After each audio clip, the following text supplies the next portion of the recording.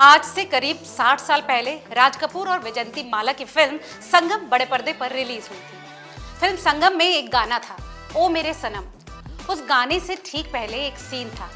आईने के सामने बैठकर वैजयंती माला गहने पहन रही होती हैं। राज कपूर आते हैं और नायिका से दूसरा गहना पहनने का अनुरोध करते हैं।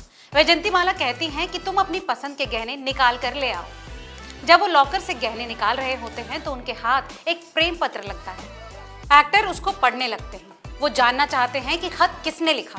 तभी फोन की घंटी बजती है। वैजयंती माला उनके हाथों से वो लेटर लेकर फोन उठाने दूसरे कमरे में चली जाती है। फोन पर बात करते करते वो उस चिट्ठी को फाड़कर खिड़की से बाहर फेंक देती है। राज कपूर ये सब देख लेते हैं। जब वो दोनों पार्टी में जाने के लिए निकलते हैं तो राज कपूर रुमाल भूलने का बहाना करके वापस घर में आते हैं। वो खिड़की के बाहर फटे पड़े प्रेम पत्र को उठा रहे होते हैं। वैजयंती माला को शक हो जाता है। वो भी वापस कमरे के पास चली आती है।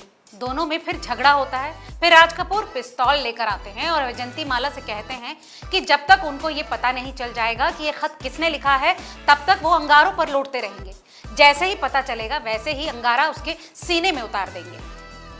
इस सीन के बाद दरवाजा बंद हो जाता है। पर्दे पर कुछ देर के लिए सन्नाटा। आपको लग रहा होगा कि हम इस सीन के बारे में इतनी विस्तार से बात क्यों कर रहे हैं। वो इसलिए कि ये दृश्य राज कपूर की असली जिंदगी से लिया हुआ है, जिसको उन्होंने फिल्म संगम में हूबहू उतार दिया। जी हाँ, बात 1955 की है। राज कपूर और नरगिस मद्रास यानी आज के चेन्नई में फिल्म चोरी चोरी की शूटिंग कर रहे थे। उस दौरान एक दिन दोनों के बीच जबरदस्त झगड़ा हुआ था। वो झगड़ा एक लव लेटर को लेकर हुआ था। लगभग 3 दशक बाद राज कपूर ने पत्रकार सुरेश कोहली से बातचीत करते हुए ये स्वीकार भी किया था। जब दोनों के बीच बातचीत हो रही थी तो अचानक राज कपूर ने अपनी दराज से एक फ्रेम किया हुआ पत्र निकाला।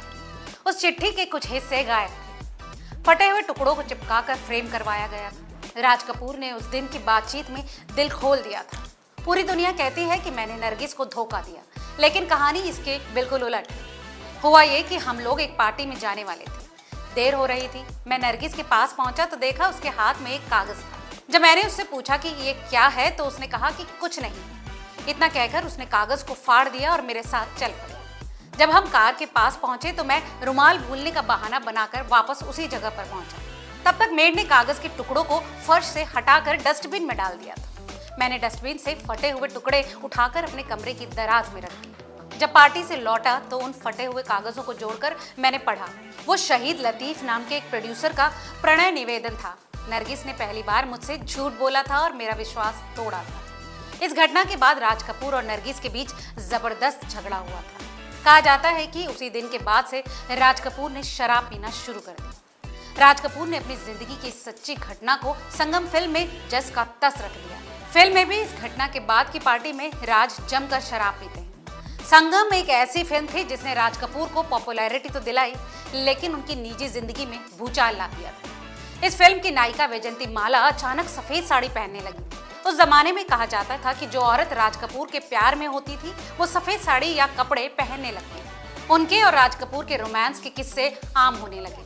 शम्मी कपूर ने अपनी भाभी कृष्णा कपूर को राज कपूर के इस नए रिश्ते को लेकर सावधान भी किया था। जानकार बताते हैं कि राज कपूर के घर में इस फिल्म के बनने के दौरान ही झगड़े शुरू हो गए थे। बात इतनी बढ़ गई कि राज कपूर जब फिल्म के पोस्ट प्रोडक्शन के लिए लंदन गए तो कृष्णा को भी साथ लेकर जाना पड़ा, क्योंकि फिल्म की हीरोइन वैजयंती माला वहीं पर थी। इस फिल्म की शूटिंग के दौरान वैजयंती माला और राज कपूर के रिश्ते से कृष्णा इतनी परेशान हुई कि वो घर छोड़कर चली गई। मगर इसी बीच राज कपूर के घर पर इनकम टैक्स डिपार्टमेंट ने रेड मारी, जिसके चलते कृष्णा कपूर को वापस घर पर आना पड़ा, क्योंकि सारे जरूरी कागजात वही संभालती थी। तो ये था राज कपूर और वैजयंती माला की पॉपुलर फिल्म संगम से जुड़ा एक दिलचस्प और अनसुना किस्सा। आपको आज का ये वीडियो कैसा लगा हमें कमेंट करके जरूर बताएं और ऐसी तमाम और खबरों के लिए देखते रहिए रिपोर्टर जी।